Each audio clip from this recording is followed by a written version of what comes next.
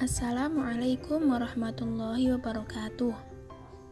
Alhamdulillah, pada kesempatan kali ini kita masih dapat melanjutkan perkuliahan filsafat pendidikan matematika dalam keadaan sehat walafiat walaupun masih dalam keadaan pandemi seperti ini. Di sini saya Siti Khairiyah kelas Tadris Matematika 3E akan menjelaskan tentang sejarah matematika sebagai salah satu tugas mata kuliah filsafat pendidikan matematika yang diampu oleh Ibu Dewi Asmarani. Materi sejarah matematika terbagi menjadi 5 subbab. Yang pertama, subbab matematika Mesir kuno, kedua matematika Babilonia, ketiga matematika Yunani, keempat matematika Cina, dan yang terakhir matematika India. Subbab pertama, matematika Mesir kuno. Sejarah mengatakan bahwa matematika berasal dari Mesir.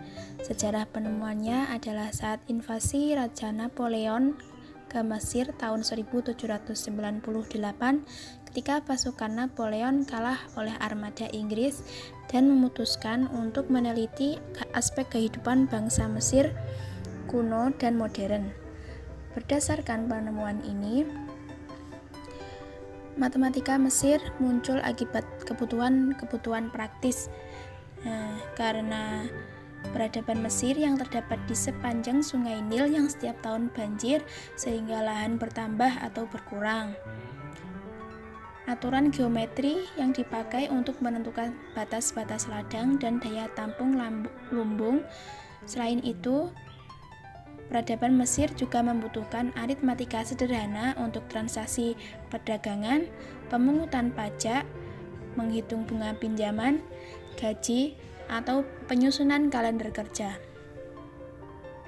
Beberapa penemuan sejarah tentang matematika Mesir kuno antara lain batu Rosetta, papirus Rin, dan papirus Goranitchev atau papirus Moskow.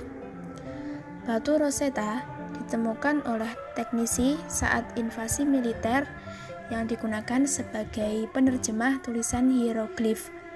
Karena pada saat sebelum batu Rosetta ditemukan, tulisan dalam papirus Rin maupun papirus Moskow tidak bisa diterjemahkan. Kedua, papirus Rin. Apa itu papirus?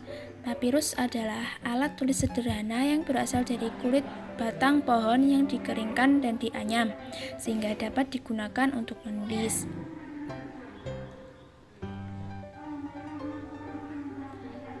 Papirus Rin berisi bagaimana cara mengalihkan dan membagi.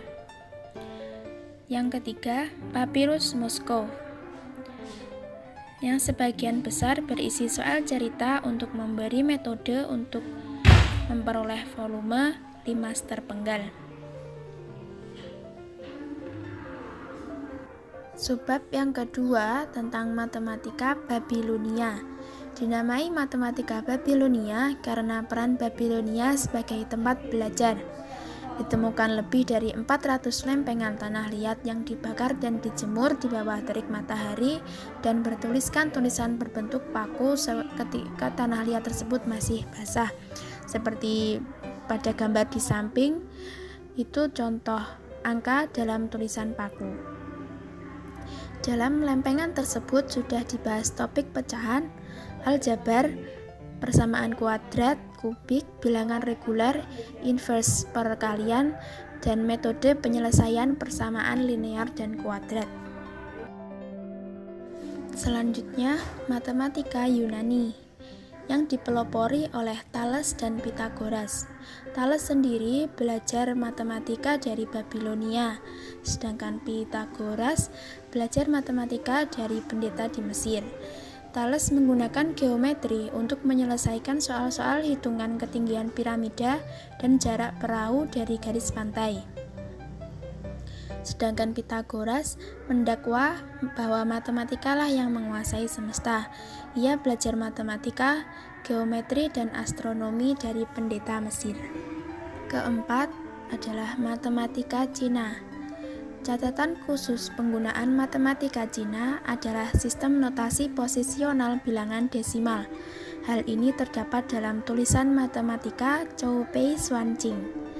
Bangsa Cina juga menggunakan diagram kombinatorial kompleks dan menghitung nilai pi sampai 7 tempat desimal. Yang terakhir, matematika India. Perkembangan matematika India seperti menghampiri nilai pi.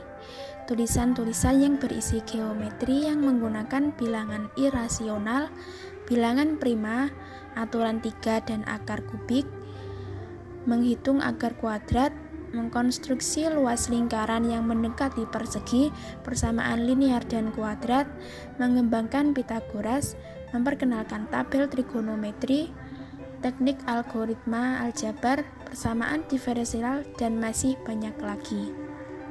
Baiklah, mungkin itu saja ulasan tentang materi sejarah matematika yang meliputi matematika Mesir kuno, matematika Babilonia, matematika Yunani, matematika Cina, dan matematika India.